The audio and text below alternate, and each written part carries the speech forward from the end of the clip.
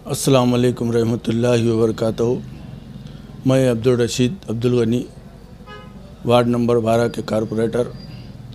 मैं अपनी तरफ से और अपने पूरे दोस्त अहबाब की तरफ से हमारे वार्ड के 12 नंबर वार्ड के लोगों को और पूरे नांदेड़ ज़िले के और पूरे आलम इस्लाम के मुसलमानों की तरफ से तमाम हमारे हिंदू मुस्लिम सब भाइयों को दिल की गहराइयों से मुबारकबाद देता हूं और अल्लाह ताला से पूरी उम्मीद हूं कि आने वाले रमज़ान की ईद इंशाअल्लाह ईदगाह पर अदा की जाएगी। 2 साल से कोरोना की वजह से हम इज्तिमाई ईदगाह पर नमाज़ नहीं पढ़ सके। मस्जिदों में हमने नमाज़ अदा की, घरों में नमाज़ अदा की।